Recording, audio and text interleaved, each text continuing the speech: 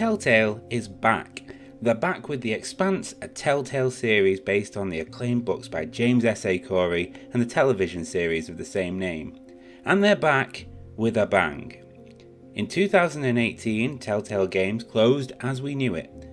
But like a phoenix rising from the ashes, in 2019, LCG Entertainment relaunched the brand after acquiring some of the assets from the Shuttered studio. So Telltale is back. It's not technically the same company, but it's back. So what's the deal? Is it good? Is it bad? Is it worthy of the Telltale legacy? Let's find out. They don't even get to finish their last words.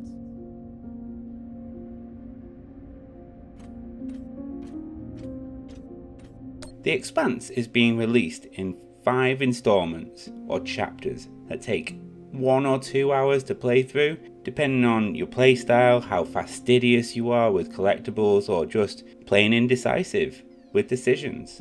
At present, I've only played the first 2 chapters of The Expanse, a Telltale series, so the following is my impression of the game up until the end of that point.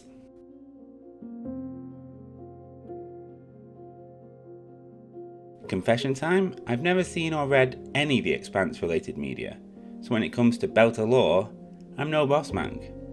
So when I tell you it doesn't matter, I hope you'll believe me. This is an original story that doesn't discriminate between an anorak or an Expanse virgin. Telltale's The Expanse follows Exo Kamina drummer, played by Cara G, reprising a role from the TV show. It's your job as second in command of the scavenger vessel the Artemis to keep an eye on your eclectic crew as you search for your biggest score yet. Your journey takes you through darkened husks of spaceship in disrepair, scrounging as much salvageable equipment as possible to keep the Artemis afloat. But where there is bounty, there is also danger. Whether it is rival privateers or falling debris from broken down ships, the story keeps you on your toes, punctuating relaxing jaunts in open space with claustrophobic corridors. Crazy.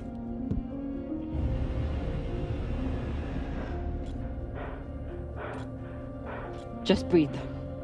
And boy, did this game creep me out in parts. The exploration evokes the feelings of wandering the Ishimura in Dead Space. Thankfully, however, there haven't been any grotesque creatures wanting to rip drummer limb from limb in this game. Yet.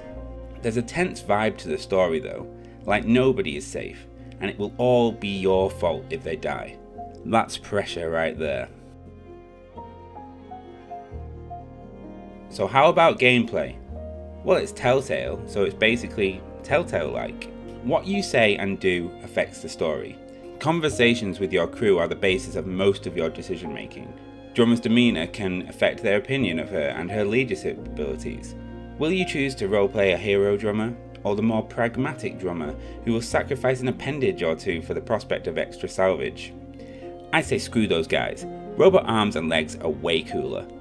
The main departure from the legacy Telltale games is that exploration is also key to maintaining and building your relationships.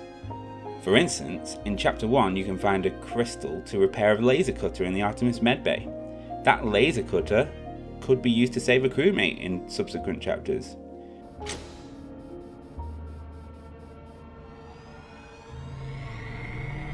Got some juice here. We're running low after the past week. It takes decision making to a new level. How long do you search for salvage before continuing to the next mission marker? And exploration is fun, zipping around in your spacesuit in open space or down deserted corridors. Those sections are relaxing yet tense, peaceful in open space, but evoke a sense of alien dread on the Nostromo whilst wandering down the corridors. Frustratingly, there aren't any statistics to indicate when you've collected everything, and some collectibles are in very weird places, off the beaten path. I spent a good time meticulously searching in both Chapter 1 and Chapter 2, but I failed to find everything. Silence falling instead of that sweet sound of trophies pinging. Combat and action sections are controlled by QTEs. Not a fan of this feature in games, so the less said about that, the better. It's the weakest part of the core gameplay loop, but it's not surprising it's there. The mechanic was prevalent in the older titles, and it makes sense to use it for cinematic action.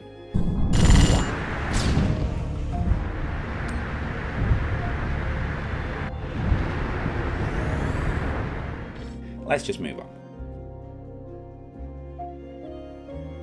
The Expanse's graphics have improved immeasurably on previous Telltale titles. Gone is the cel-shaded comic book style of The Walking Dead and Game of Thrones, replaced by a more realistic style, boasting beautiful vistas of open space and grisly, dank, deserted hallways.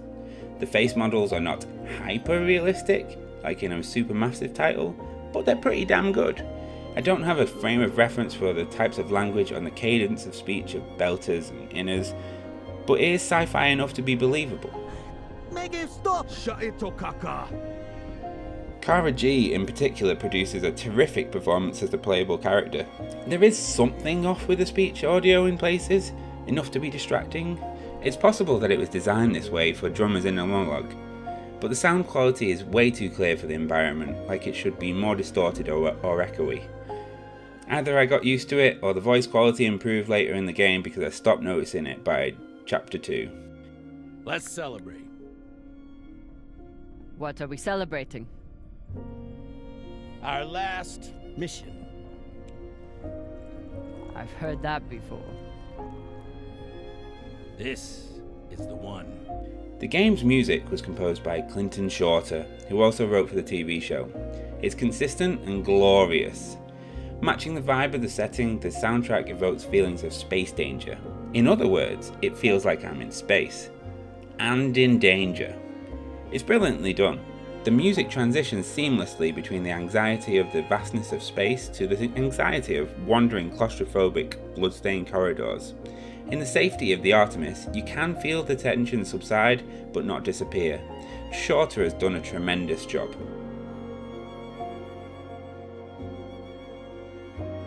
The Expanse is new Telltale's first release since reforming, and it's very impressive. Let's just analyse that statement. Telltale reformed in 2019. That means that their first game back would have predominantly been created remotely during the COVID-19 pandemic and all the crazy that came with that. But I'm not saying that this game is good for a game developed in COVID. I'm telling you that this game is good. Period. It's taken the Telltale formula, which I was a huge fan of, and enhanced it, incrementally evolving it to provide more choice and player agency. Exploration elements and collectibles that affect the story are also welcome additions. I'm playing the Expanse Telltale Series on PS5, and I'm happy to report I've not seen any noticeable frame drops or experienced any crashes. My experience with Kamina Drummer has been as smooth as butter. Pretty refreshing, right? Especially in 2023. Whatever.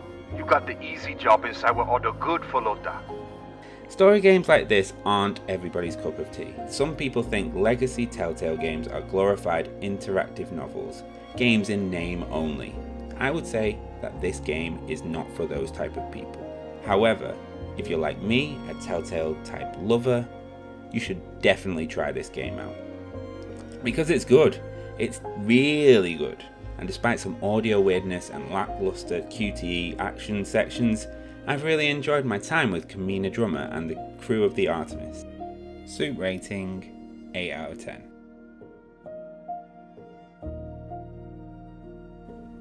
The Expanse Telltale Series is available on PS4, PS5, Xbox One, Xbox Series S and PC right now. Excuse me while I go binge the TV show for the next couple of weeks. See you later.